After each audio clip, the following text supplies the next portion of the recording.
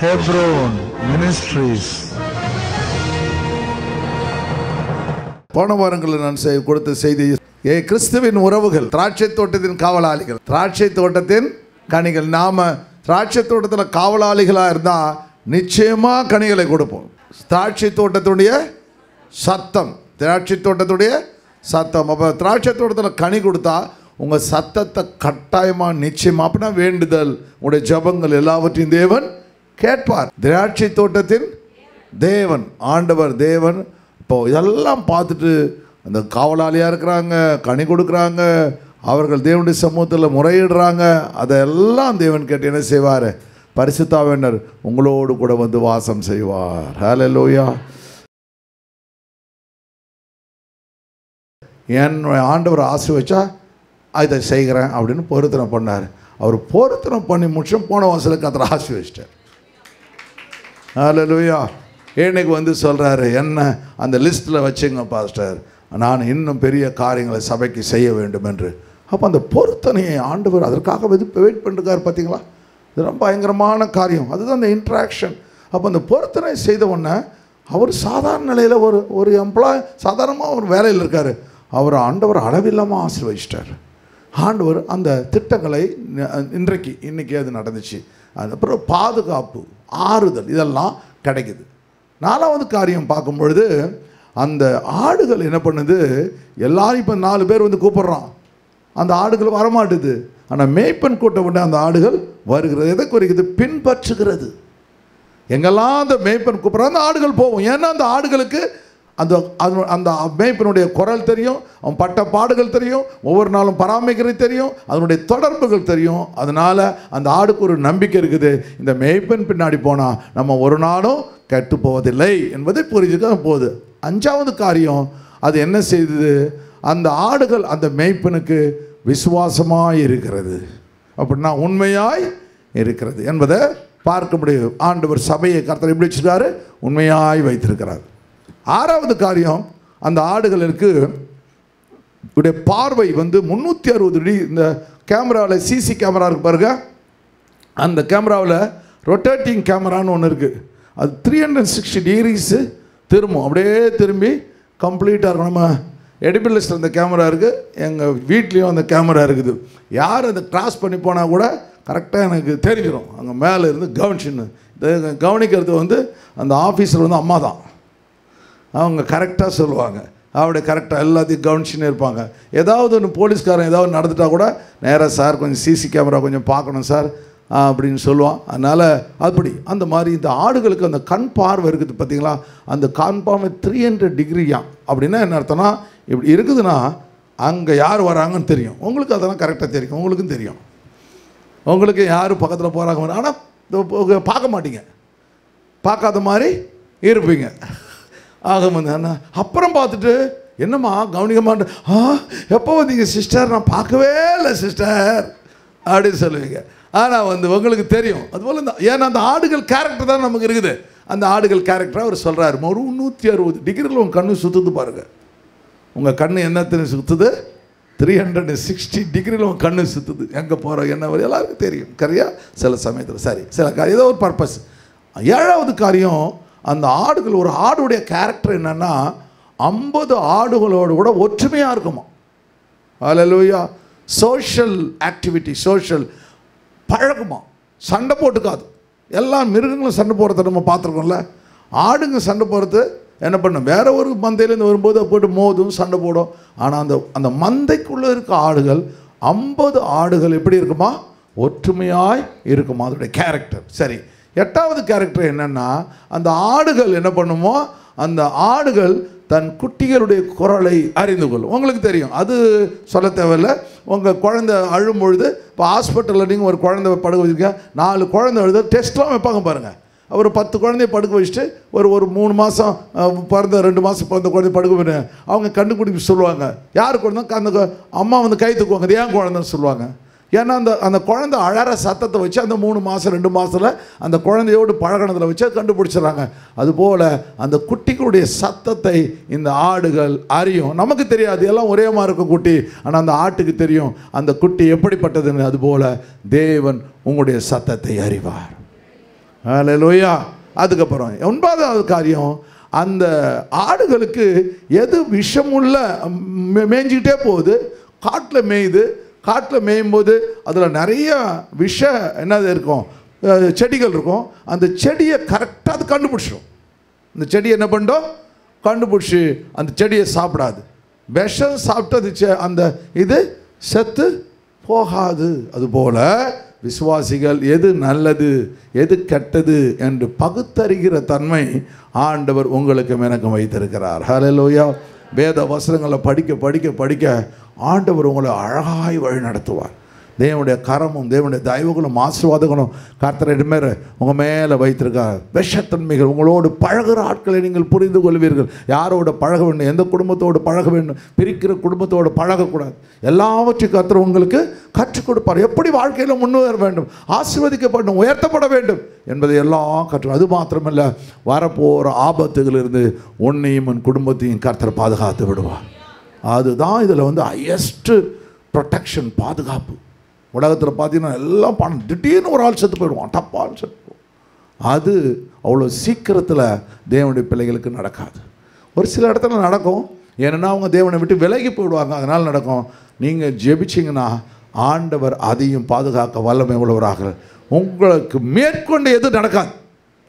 எல்லாவற்றிலும் கர்த்தர் உங்களுக்கு பாதுகாப்பை கொடுக்க தேவன் வல்லமை உள்ளவராக இருக்கிறார். ஹல்லேலூயா.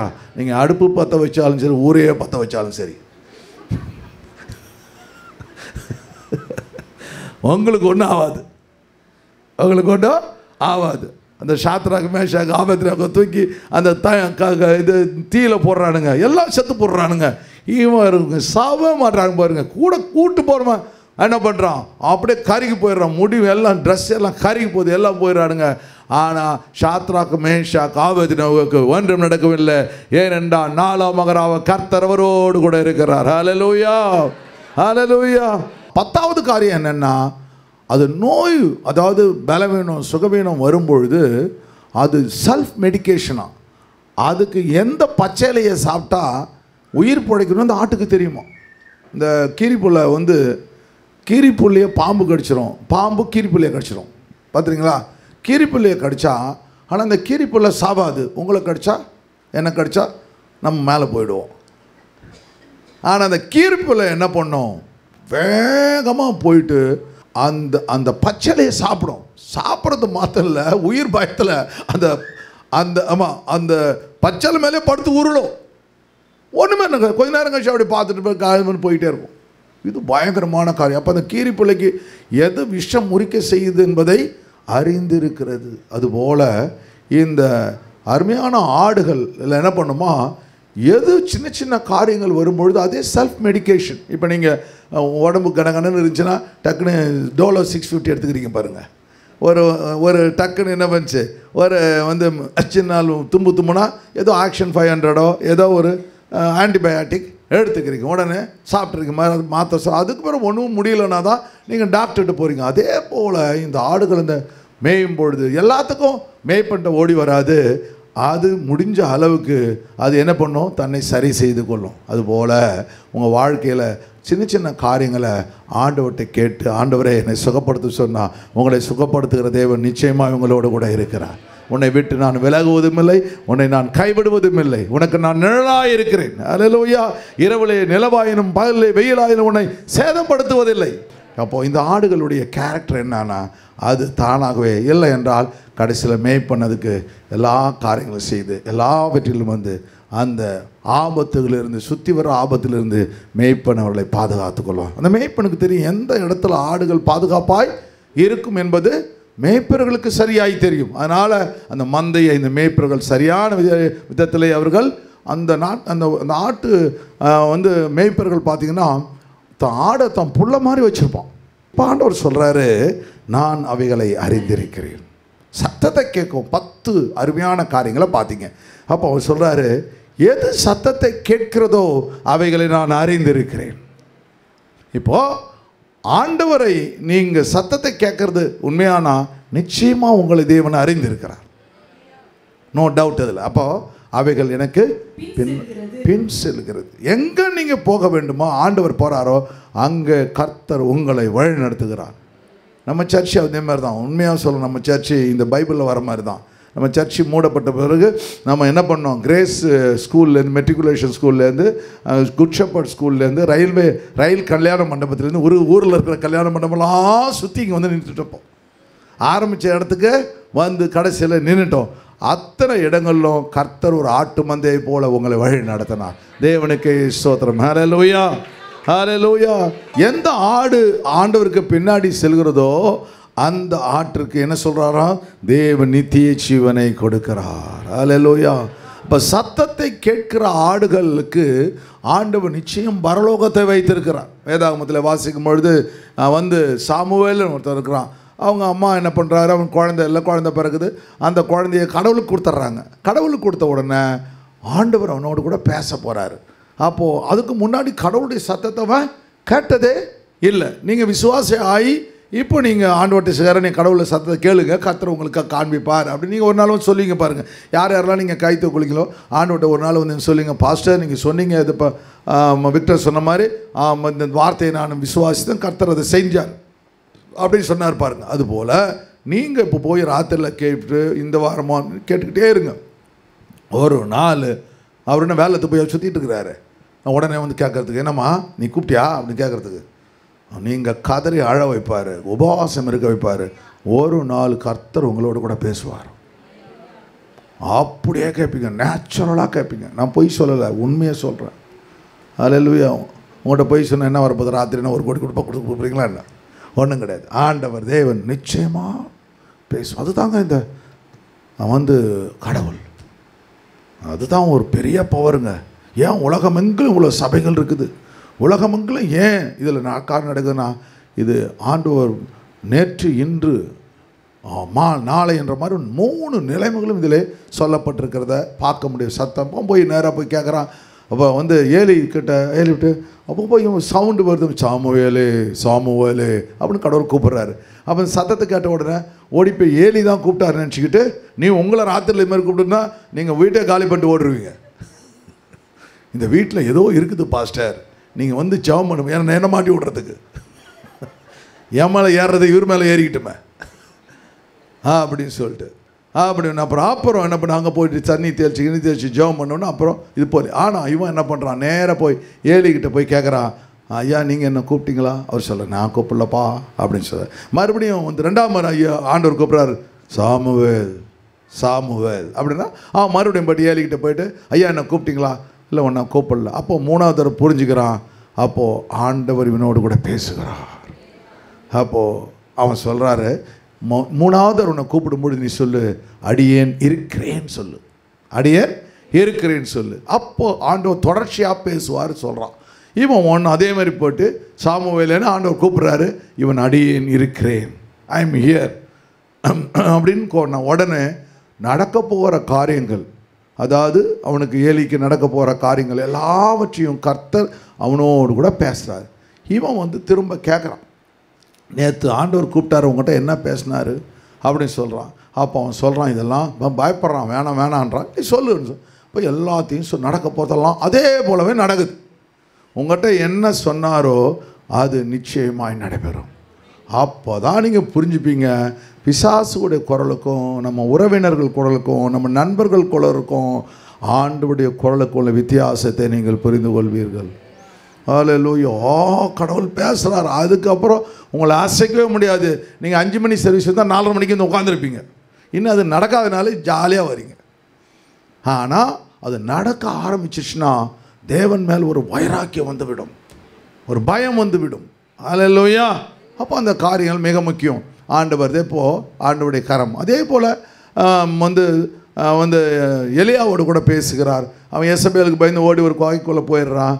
அப்போ என்ன பண்ணுறாரு, ஒரு பூமி அதிர்ச்சி வருது, அக்னி வருது, அப்போது ஒரு மெல்லிய சத்தம் வருது. அப்போ ஆண்டவர் கேட்குறாரு, நீ வந்து என்ன இங்கே பண்ணிகிட்ருக்கிற அப்படின்னு சொல்கிறாரு. அவன் சொல்கிறான், இதுமாரி ஆண்டவரே, நம்ம இஸ்ரவேல் புத்திரர்கள் பலிபீடங்களை இடிச்சிட்டாங்க, தீர்க்கதரிசிகளை கொலை பண்ணிட்டாங்க, பிரமாணங்களை தள்ளிட்டாங்க, நான் ஒருவன் மாத்திரம் மீந்திருக்கிறேன். ஆனால் ஆண்டவர் சொல்கிறாரு, நீ கவலைப்படாதே, என் வார்த்தைக்கு கீழ்ப்படின்னு சொல்லிவிட்டு அதே வனாந்தரத்துக்கு திரும்ப போ அப்படின்னு சொல்கிறார். பார்த்தீங்களா, அவர் என்ன சொல்லிக்கலாம், ஆண்டவரே அங்கே தான் பிரச்சனையாக இருக்குது, நான் போக மாட்டேன்னு சொல்லியிருந்தா அவனுக்கு ஒரு பெரிய மேன்மை கிடைத்திருக்காது. அந்த சமயத்தில் ஆண்டவருடைய வார்த்தைக்கு கீழ்ப்படிஞ்சு அதே அந்த தமஸ்கு வழியாக போகிறான். ஆசகேலை ராஜாவாக அபிஷேகம் பண்ணுறான், யெகூவை ராஜாவாக அபிஷேகம் பண்ணுறான். பிறகு என்ன பண்ணுறான், வந்து எலிசாவை அபிஷேகம் பண்ணுறான். தேவ திட்டங்களை அவன் நிறைவேற்றி விடுகிறான். கர்த்தர் அவனை ஃபயர் சேரியட், அக்னி ரதத்திலே பரலோகத்துக்கு எடுத்து செல்கிறார். அந்த எலியாவை நம்ம திரும்ப பார்க்க போகிறோம். எத்தனை பேர் விசுவாசிக்கிறீங்க? நீங்கள் பார்ப்பீங்கன்னு.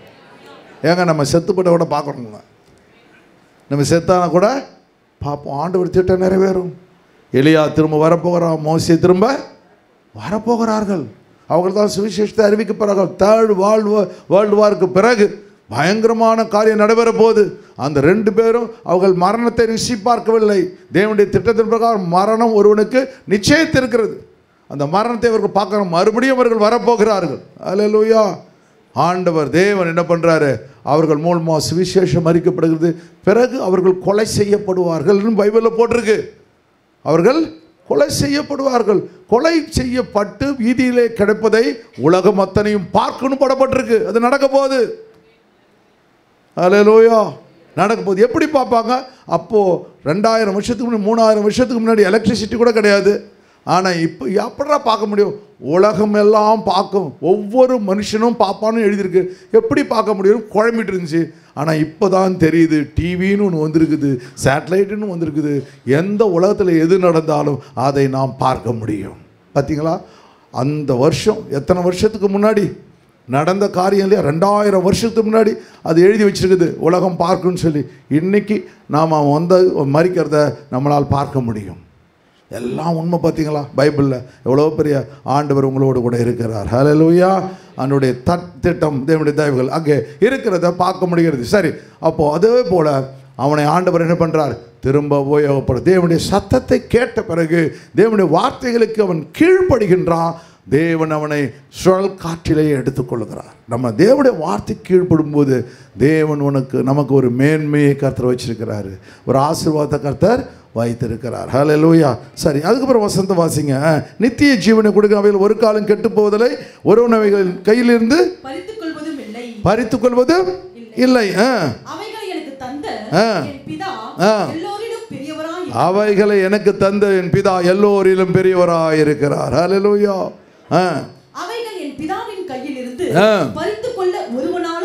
பறித்துக் கொள்ள ஒருவனாலும் கூடாது. ஹல்லேலூயா. யார் யாரெல்லாம் ஆண்டவருடைய சமூகத்தில் வந்தீங்களோ உங்களை ஒருவரும் பறித்து கொள்ள முடியாது. பிசாசு உங்களை ஒருவரும் பறித்து கொள்ள முடியாது. ஹல்லேலூயா. தேவன் உங்களை தன் கரத்திலே உள்ளங்கையிலே வரைந்து வைத்திருக்கிறார். இதை பார்க்கலும் பாக்கியம் ஸ்லாக்கியம் உலகத்தில் யாருமே இல்லை. எங்கெல்லாம் மோதி தான் நீங்கள் வந்திருக்கீங்க. இப்போது எங்கெல்லாம் போய் மோதி தான் இங்கே வந்திருக்கீங்க. இனிமேல் மோத வேண்டிய அவசியம் இல்லை. உங்களுக்கு ஒரு ரட்சகர் கிடைத்து விட்டார். ஹல்லேலூயா. உங்களுக்கு ஒரு மீட்பர் கிடைத்து விட்டார். ஹல்லேலூயா. ஹல்லேலூயா. உங்களுக்கு ஒரு பெரிய ஆசீர்வாதமான தேவன் கிடைத்து விட்டார். அதனால் ஆண்டவருடைய கட்டளை அப்போ சொல்லும்போது, அப்போது நானும் பிதாவும் என்றார். ரெவலேஷன் சாப்டர் 3:20 சொல்கிறார் பாருங்க. 3:20 இதோ இது ஆண்டவர் சொல்கிறாரு, என்னுடைய சத்தத்தை கேட்பதற்கு ஒவ்வொரு நாளும் வாசற்படியில் நின்று தட்டுக்க. ஒரு ஆள் வந்து ஒரு வீட்டு கதவை தட்டுறாரு. வீட்டு கதவை தட்டும்போது நீ என்ன செய்வீங்க?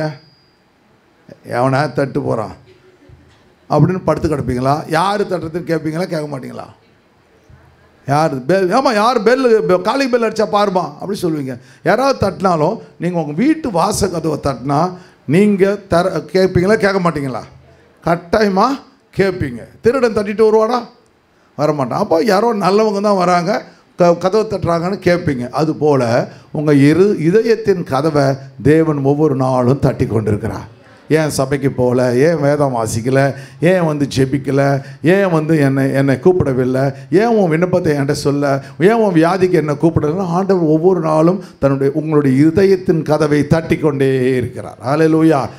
நீங்கள் அதை கேட்டு, ஐயோ ஆண்டவரும் ஒருத்தர் இருக்கிறாரு, அவர் என்கிட்ட சொல்லிக்கிட்டே இருக்கிறாரு, அதை உணர்ந்து அந்த கதவை திறந்தீங்கன்னா, சத்தத்தை கேட்டு கதவை திறந்தால், அப்படின்னா இதயத்தின் கதவை திறந்தால், அவனிடத்தில் நான் பிரவேசித்து, உங்கள் உள்ளத்தில் அவர் பிரவேசித்து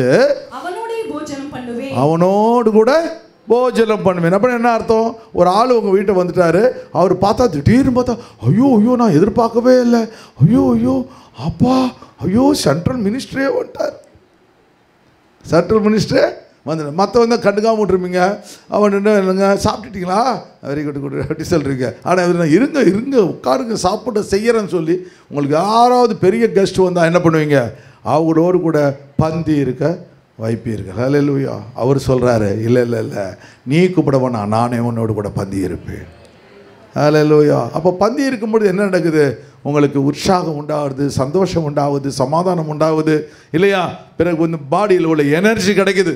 அதுபோல் தேவ வசனங்களை ஆண்டவர் உங்களோடு கூட பகிர்ந்து கொள்ளும்பொழுது, அவர் வார்த்தைகளை உங்களோடு கூட பேசும்பொழுது கர்த்தர் உங்களுடைய எல்லா பிரச்சனையும் கர்த்தர் மாற்றி விடுகிறார். சந்தோஷம், சமாதானம், ஆசீர்வாத தேவன் அவன் போஜனம் பண்ணுவேன், அவன் என்னோடு கூட போஜனம் பண்ணுவான். அப்படி போஜனம் பண்ண உடனே நீங்களும் அவர் என்ன ஆயிடுறீங்க? Friend ஆயிடுறீங்க, equal ஆயிடுறீங்க. அது டைனிங் டேபிளில் ஒரு ஆளை உட்கார வச்சுட்டா அவரு நீங்களும் ஈக்குவல், அவரு நீங்கள் ஈக்குவல். எல்லாரும் வந்து எல்லாரும் வீட்டு சாப்பிடுவாங்களாமா? சிஎம் வந்து தமிழ் உங்கள் வீட்டில் சாப்பிடுவாரா? சாப்பிட்றாருன்னா உங்களை நேசிச்சா சாப்பிடுவார். அப்போ அவரோடு கூட பந்தி இருந்த உடனே ஆண்டவர் சொல்கிறாரு, அவர் என்ன பண்ணுறாரு? உங்களை ஈக்குவல் ஆன உங்களுக்கு எல்லாவற்றையும் கொடுக்க நினைக்கிறார். அப்போது நான் ஜெயம் கொண்டு அவரோட கூட உட்கார்ந்தது போல ஜெயம் கொள்ளுகிறவன் எவனோ அவனும் என்னுடைய சிங்காசனத்தில் என்னோட கூட உட்காரும்படிக்கு அருள் செய்வேன். அப்போ கர்த்தர் அவரோடு கூட நீங்கள் சேர்ந்துட்டீங்கன்னா ஆண்டவர் உங்களுக்கு ஒரு பரலோகத்தை கொடுக்கிறார். பரலோகத்தை மாத்திரம் இல்லை, பரலோக மேன்மைகளை, சிங்காசனங்களை உங்களுக்கு கொடுக்கிறார். உங்களுக்கு ஒரு பொசிஷனை கொடுக்கிறார். ஆசீர்வாதத்தை தேவன் என்ன பண்றார்? கொடுக்கிறார். ஹல்லேலூயா.